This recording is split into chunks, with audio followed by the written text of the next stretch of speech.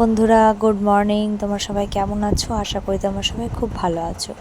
তো আজকের সকালটা খুবই খারাপভাবেই শুরু হয়েছে, কারণ কি আমার খুব জ্বর এবং গলা ফুলেছে, টনসিল, গলা ভীষণ ব্যথা।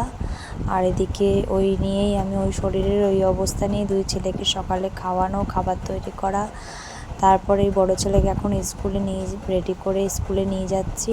আমার যেন আর পা চলছে না। সেদিনেও স্কুলে বড় দেরিও হয়েছে, আর আমি অনেক বেলাতে উঠেছি, কারণ কি অর্ধেক রাত্রির থেকেই আমার গলাটা বড় খুসখুস করছে, যার জন্য ঘুম আসছিল না। আর এমনিতেও তো মাঝে সাঝেই আমার ঘুম আসে না।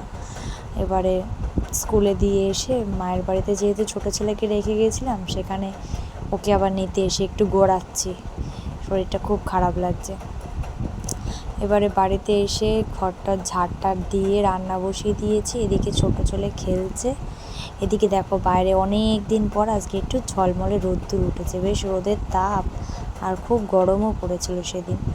এবার সবাই খুশি হয়েছে, যার জন্য এতদিন বৃষ্টির পরে এরকম রোদ উঠেছে। তো দেখো সেই আনন্দে আমি কত জামা কাপড় ভিজিয়েছি। আগের দিনও কেচেছি, কিন্তু সেগুলো দোতলায় মেলা ছিল, সেগুলো বেশ শুকিয়ে গেছে আজকে রোদের তাপে।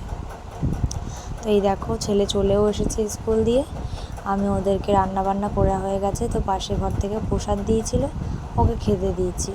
এদিকে ঘরটার মোছা হয়ে গেছে। এবার ছোটো ছেলেকে অনেকক্ষণ কোলে নিই না, তাই কোলে নিয়ে বসে আছি। এবারে বাইরেটা আমার সব কাঁচা ধোয়া হয়ে গেছে। এবারে এগুলো মেলে দিয়ে আসি, ওর বাবা তো একটু পরে খেতে চলে আসবে।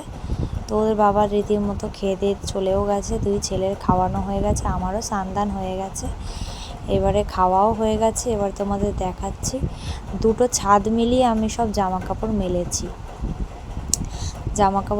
এবার একটু শোবো আমি শরীরটা নিয়ে।